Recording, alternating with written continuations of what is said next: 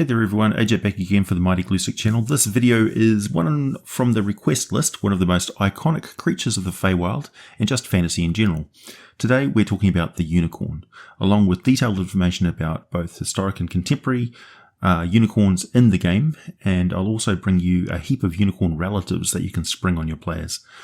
First, what does a unicorn look like? It's not a horse with a horn. They have horse-like proportions and are exceptionally graceful. They are not loaded with muscle like a racehorse, but have a lean power to them, like a cheetah. And it's only when they are belting along at full dash that you see the raw power of their body, unless of course you get on the wrong side of them and they unleash their full ferocity on you. They have cloven hooves, quite different from a horse, and are reasonable climbers, also like a goat. The males also have a bit of a beard under the chin. They have long and lustrous silky manes and large wide-spaced eyes that are not only mesmeric in their colour, that the iris constantly changes, but the intelligence and expressiveness of the eyes and the face is in no way animalistic, something that artists never really manage to convey. It's just how communicative those faces are and how distinctively individual they are, so that you can always recognize the unicorn by the individual personality of their face. They have many different facial expressions as we do, and many of them are very similar to ours, but with the added use of their very agile ears. They move their ears forward when receptive, affectionate or attentive, and they move them back when angry, threatened, truculent, disinterested, or when they smell something they don't like. The tail of a unicorn is more like the tail of a lion or a boar, and one can't help but note the similarity to the blink dog with this distinctive feature. Unicorns are very fast and agile. They can move through the forest in Feywild at an amazing pace, almost tireless and able to effortlessly traverse the wildest terrain. They move at a rate of 50 feet per round, which, although 10 feet slower than your average riding horse, takes into consideration that they tend to move more carefully and silently, and they are smaller than the average riding horse. They can move over terrain that most horses would find very difficult going. A unicorn can break into a full gallop through broken ground, boulders and thick forest, teleporting across gaping ravines. Only something as extraordinarily agile as a griffin or a peregrine or dragon or a quickling can hope to match the sort of pace across the forest. Adding to this agility and speed is the depth of knowledge the unicorn has of the forest. They are Fey lords. Nothing that occurs in the forest escapes their notice, and they know every path, every game trail, Fey portal or fallen log. Every footfall lands on familiar ground to the unicorn. Not only that, thanks to their traversing the entire range of the green path and of the Fey realms, they have traversed many worlds, countless forests and alien vistas. This is the mystery of the unicorn and the primary reason it is so difficult to collect accurate lore on them. They don't tend to stay in one place for very long, and nobody is entirely sure if they're immortal or simply live for an exceptionally long time. The elves speak of unicorns that were known to their great-grandparents who still seem to be in their prime. And despite many of the unicorn races having fairly regular mating seasons, the birth rate among them is very low. It can often be centuries between new foals appearing, and the event is almost never witnessed, but it seems particularly the Fey population will instantly know when a foal is born, and there is usually a great sense of jubilation, as if a new monarch of the realm has been born. Foals grow at the same rate as a horse. Both parents will keep to a secluded and bountiful place for the first year, and then move on when the yearlings can keep a reasonable pace with their parents, and their legs seem a bit gangly, but it's just that their body takes time to fill out, and they need those legs fully functional as soon as they can.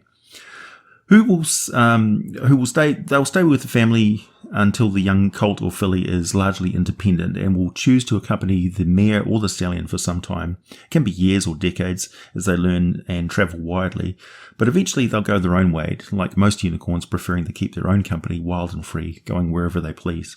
The freedom and purity of the unicorn is justifiably legendary. They are Fey lords who are welcomed in celestial realms as beings of a fundamentally good nature, but also a very chaotic one. They simply cannot be told what to do. They have no master, and even the closest companionship will come to a swift end if the partner presumes to order the unicorn around. They famously shun the company of evil beings, though those of a selfish and greedy heart will never see a unicorn in the wild. But those of pure heart can meet them, and virgin maidens or legendary champions of the celestial realms are even allowed to ride them. The horn of the unicorn is coveted by many, and one of the reasons they are so reluctant to associate with mortals of the prime material plane, who will kill them just to attain one. They have amazing powers to heal the sick and neutralize all forms of poison. In the current edition, unicorns have a powerful positive effect on the region they are located in.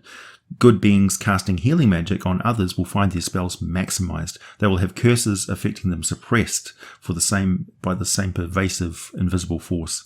A unicorn can touch its horn to another creature 3 times a day and heal 2d8 plus 2 hit points, while also cleansing the recipient of any poison or disease. Unicorns are magical creatures. For every other edition of the game, they are chaotic good. Fey beings who are so pure that they are equal to any celestial being. Essentially, they get a free pass on the chaotic side because the goodness is so strong. In 5th edition, they're listed as lawful good celestials, and sure, they can be found in any of the realms of Mount Celestia other than the top 2, which they are too lawfully restrictive for the unicorn to tolerate. They have innate magical resistance to all spells and magical effects, and their hooves and horn attacks are counted as magical weapons.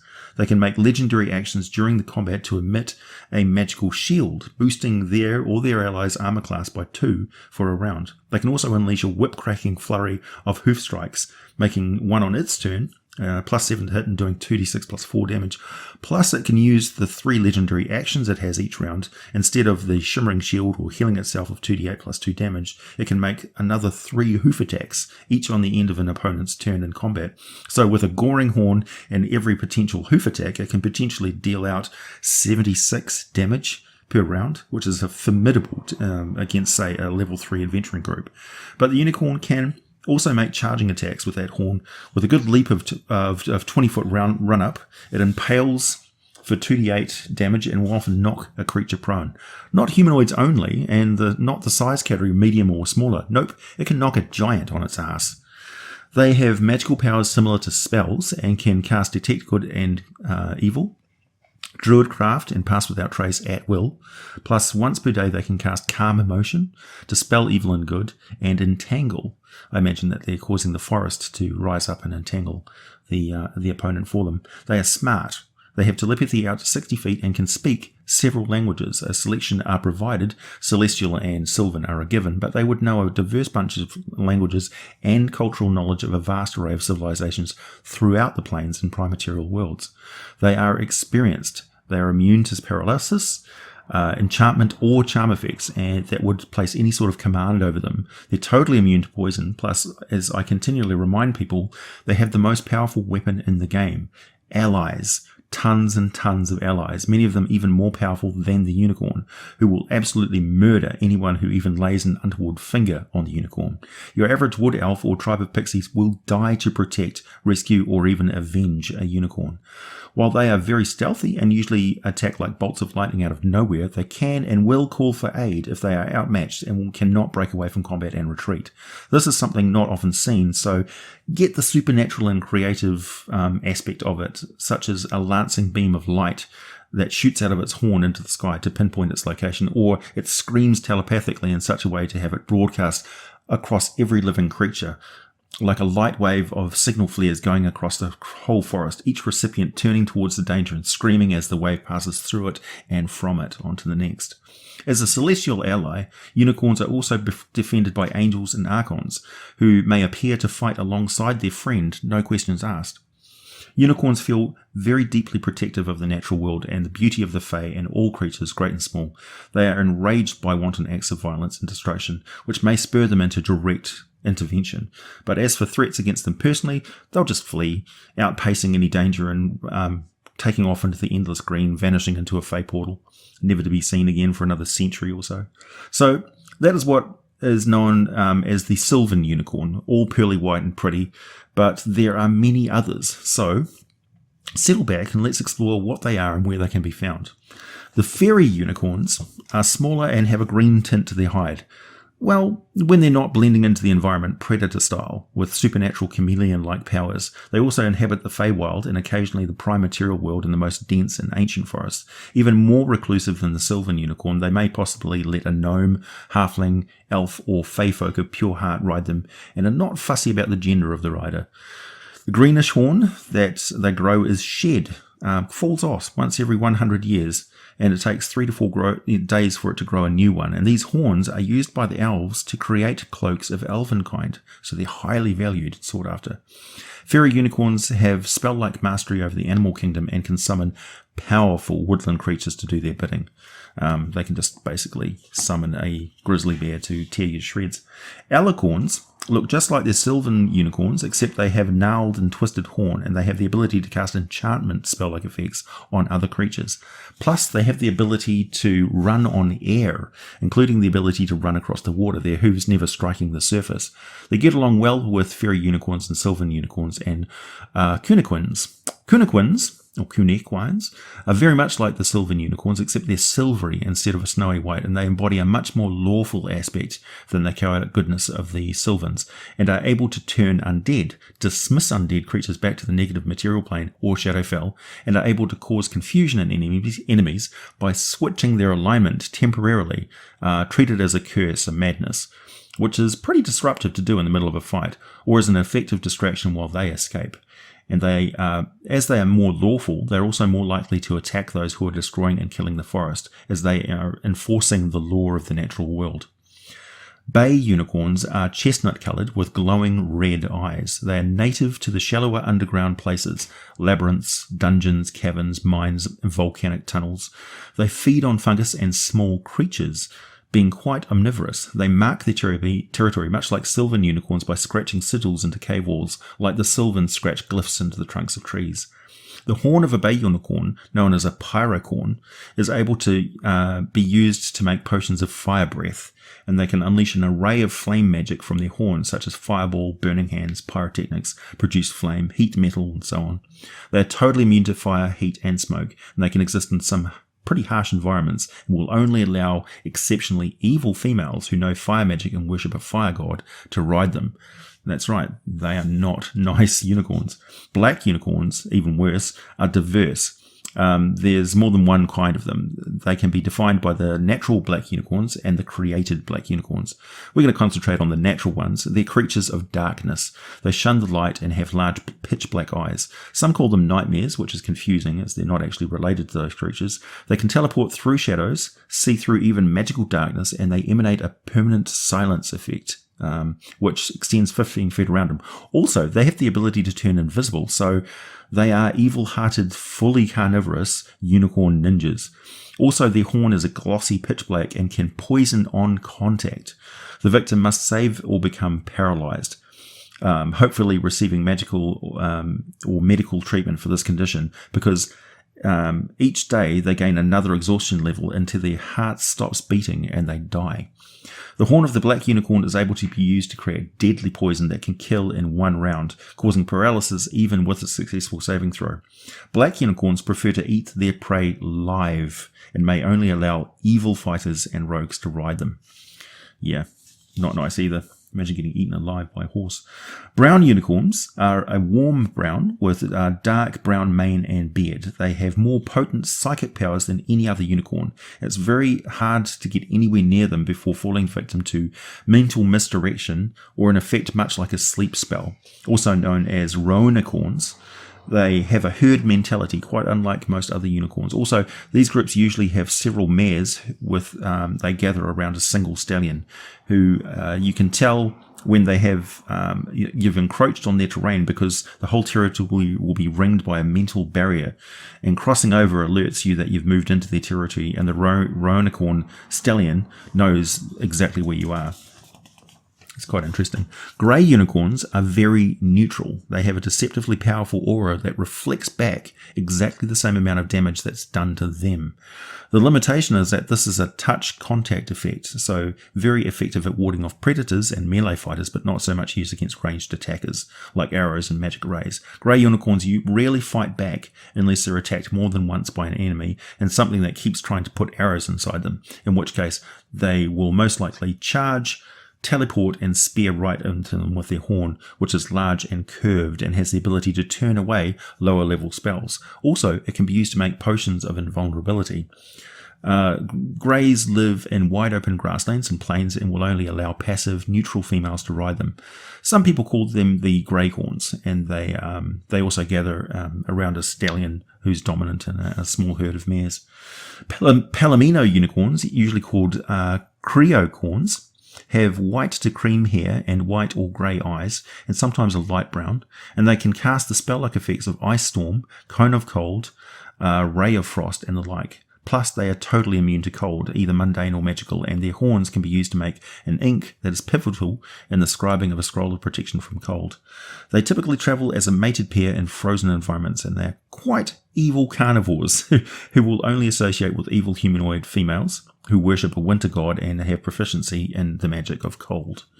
Pinto unicorns are like the grassland plains version of the sylvan unicorns. They're also known as chromicorns, not just because their coloration is random patterns of different coloured hair, but because they can fire a prismatic spray from their horn 5 times a day. Plus, they're very adept at creating illusions 3 times per day. A favourite is to create an illusion of themselves running around as a means to distract the enemy while they take off, and they wander the plains grazing contently and will only ever let a person of very pure heart ride them. Zebracorns love tropical environments and are the sleeker form of, like, they look like a zebra, but they're sleeker with dough brown, green, or even yellow eyes, and they can polymorph into the forms of other creatures 3 times a day and fire off colour sprays from their horn. They are a bit more on the chaotic side of goodness and somewhat pig-headed, but someone who's genuinely friendly, they'll get along with okay. The zebracorn can sense the true intentions of someone by touch.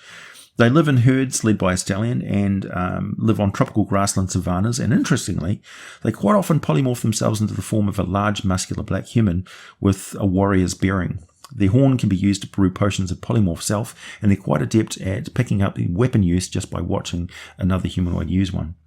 Sea unicorns have deep blue eyes, and in equine form, they're a blue-green colour. They can submerge in water and spend 1 round polymorphing into either the form of a small narwhal, or with the unicorn's horn, or a large seahorse with the unicorn's horn, or in narwhal form. They can control the weather as a spell-like effect once per day. They can walk on water in horse form, breathe water in any form, and their horn can be used to brew potions of water breathing. They live quiet, orderly lives in large bodies of water, mating for life in carefully mapped out territories, dutifully tending the large sea kelp fields that they grow and graze on. And only sea elf maidens can ride them, and only for compelling reasons. So they're very lawful and orderly, those seahorses. Unizi are unicorns with spectacular Pegasus wings. Each unicis is a result of crossbreeding between the 2 species, and they are extremely rare. Its horn can be used to brew potions of flying, and they are very skilled at making 15-foot dive bombs with that lethal horn, but otherwise they cohabitate with and live their lives as part of the Pegasi community. They still won't let anyone but a maiden of pure height ride them, though. Celestial chargers are unicorns who reside mainly in the celestial planes. They're larger and more aggressive than the sylvan unicorns and may have golden or silver patterns in their coat. They continuously radiate an effect identical to a circle of protection from evil, and they have the power to smite evil like a cleric. They have a longer range in their teleporting ability, but can't teleport outside of the forest boundary, and can't teleport from outside the forest boundary back through it. So they have to just walk across it, and then they're able to teleport freely. They have clerical spell-like magic, equivalent to a 10th level cleric, usually, concentrating mostly on restorative and protective magic, and they study clerical magic. They may accompany a celestial champion to the mortal realm to accomplish a dangerous but important task, and will cause most intelligent creatures to be momentarily stunned with the awe of seeing one of these creatures for the first time. They're really spectacular. Finally, a note on a particular cult. The White Horns are a select organisation of women who have ridden unicorns and dedicated their lives to the creatures, to the point where they manifest their own single horns growing from their foreheads. They avoid conflict, conduct rituals, and protect the forest and fight evil that would enslave and destroy. They gain some combat proficiency with their magical weapon, some divine magic healing, and can create circles of protection, but at higher level they transform even further, becoming classified as magical beasts instead of humanoids, and they gain dark vision out to 60 feet. Unicorns are not infallible. They may come into conflict with other good beings and adventurers because they thought they were up to no good in their environment. They may leap to the rescue of creatures who are in opposition to the player characters, siding with the creatures who are just following their nature, such as a hungry lioness trying to feed her cubs. Unicorns are creatures of legend and certainly very rare, not the sort of thing you just randomly encounter with some throwaway monster worth a few experience points and some nice bit of magical ivory to brag about. A fey creature may very well kill someone on sight for merely owning a horn that has been taken from a murdered unicorn. It's an abomination. If it becomes known that the character is a unicorn killer, they may find themselves banished from every wood elf village for life, and they may be actively hunted down by vengeful creatures who would otherwise cause the players no bother at all. So, food for thought. Thanks for listening. I'll be back again for more for you very soon. Just a reminder, if you're not subscribed already, feel free to do so. Be sure to hit the notification bell as I upload at crazy hours of the morning. For access to all of the scripts and occasional special offers, consider becoming a patron of the channel on Patreon. Join our Discord community server and come say hi, and links to those are all down below. Thanks for listening, everybody. I'll be back again soon.